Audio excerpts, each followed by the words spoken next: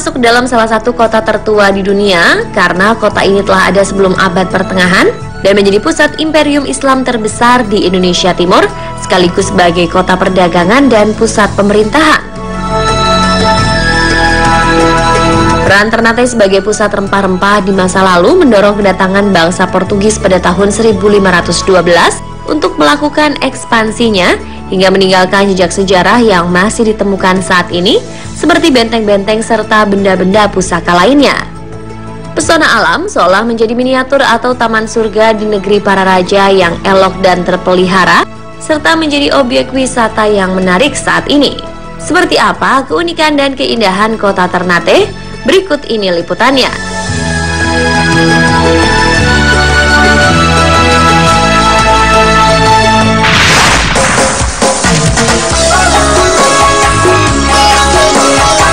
Dahulu kala, Ternate pada khususnya dan Kepulauan Maluku pada umumnya harum namanya karena menjadi pusat rempah-rempah di dunia. Tak dapat dipungkiri, rempah-rempah tersebut terutama cengkeh mampu menyihir para penjelajah dunia untuk berdatangan menginjakan kaki di tanah Nusantara. Dan tahukah Anda jika pohon cengkeh tertua yang tumbuh di dunia terdapat di Pulau Ternate, Provinsi Maluku Utara? Cengkeh Avo, begitulah namanya. Meskipun cengkeh Avo generasi pertama sudah punah, namun kini masih terdapat generasi cengkeh Avo edisi keempat yang memang sedang dikembangkan oleh pemerintah setempat. Tim Spotlight berkesempatan mengunjungi lokasi cengkeh generasi Avo kedua yang terletak di sebuah desa bernama Villa Air TGTG, sekitar 400 meter di atas permukaan laut.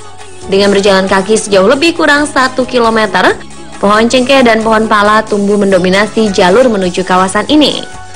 Setelah sekitar 20 menit berjalan mendaki, sampailah di lokasi pohon cengkeh yang kondisinya sedikit memprihatinkan. Dibilang memprihatinkan karena pohon setinggi sekitar 10 meter ini hampir 2/3 batangnya mati.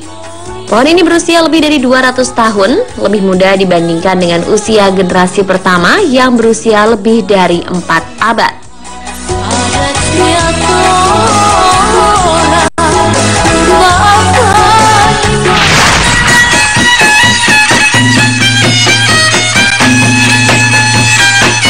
Selain cengkeh dan beragam jenis rempah-rempah lainnya, Ternate juga dikenal sebagai kota dengan 1000 benteng.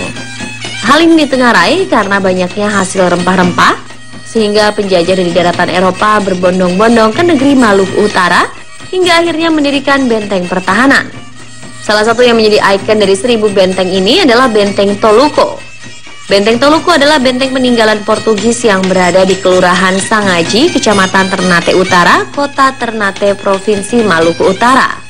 Benteng ini dibangun oleh Panglima Portugis yang bernama Francisco Serrao pada tahun 1540.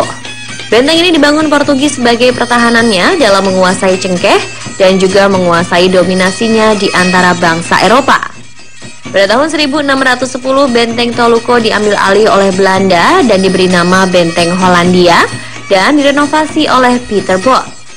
Benteng Toluco dibangun di atas fondasi batuan beku yang terbentuk dari 3 buah bastion, ruang bawah tanah, halaman dalam, serta bangunan utama berbentuk segi 4. Konstruksi bangunannya terbuat dari campuran batu kali, batu karang, pecahan batu bata yang direkat oleh campuran kapur dan pasir. Hal yang unik dari benteng yang menghadap tepat di depan Pulau Halmahera ini adalah, bila kita perhatikan, jika benteng ini terlihat dari atas akan terlihat seperti kelamin pria.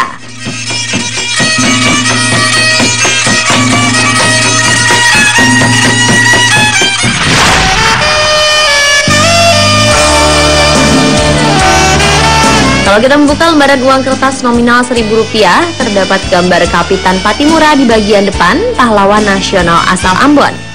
Di belakangnya tergambar 2 gunung, lebih tepatnya 2 pulau bergunung, yang di bagian depan Pulau Maitara dan belakangnya adalah Pulau Tidore. Pulau Maitara adalah sebuah pulau yang berada di Maluku Utara. Untuk sampai ke sana, kita harus menyeberang menaiki speedboat selama 30 menit dari Ternate. Dan untuk mendapatkan angle yang sama dengan uang 1000 kertas, kami harus menunggu momen yang pas untuk mengabadikannya.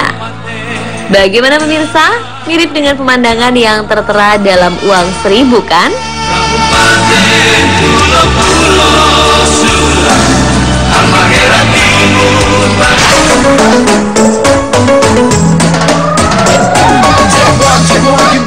Liputan tim Spotlight selanjutnya adalah melihat penjualan batu akik yang tersebar di kota Ternate. Siapa yang tidak mengenal batu akik? Batu ini sebenarnya sudah populer sejak masa pemerintahan Presiden pertama Indonesia, Soekarno. Dan pada tahun 2015, batu akik berhasil mencapai tingkat popularitasnya hingga menembus kalangan usia. Mulai dari anak-anak, remaja, dewasa, ibu-ibu, dan bapak-bapak tergila-gila pada batu yang dapat tembus cahaya saat senter menyinarinya. Ternate sebagai kota besar di Maluku Utara menjadi salah satu pusat peredaran batu akik. Terdapat 2 lokasi penjualan dan pembelian batu berwarna ini, di antaranya di depan Masjid Raya dan di Kampung Salero. Batu akik yang terdapat di sini pun beraneka ragam, mulai dari batu asli Halmahera Timur, batu obi dari Pulau Obi, hingga batu bacan yang langsung diambil dari Pulau Bacan. Harga berkisar mulai dari ratusan ribu hingga sampai jutaan rupiah. Batu bacan masih menjadi batu akik primadona, terlebih jenis batu bacan doko. Anda tertarik mengoleksi batu akik asli Maluku Utara ini, pemirsa? Silahkan berkunjung ke Masjid Raya dan Kampung Salero ya.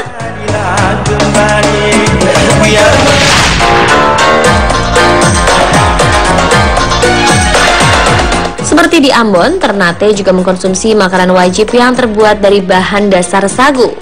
Ya, apalagi kalau bukan papeda yang dipadukan dengan ikan kuah kuning.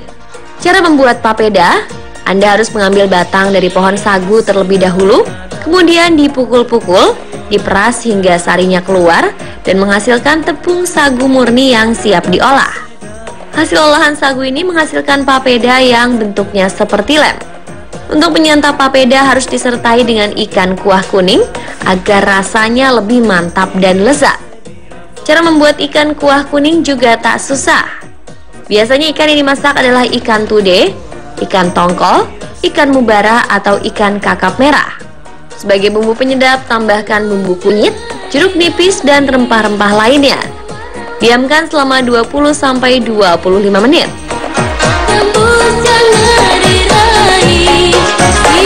Setelah matang, taburi daun kemangi dan bawang goreng. Ikan kuah kuning pun siap dihidangkan.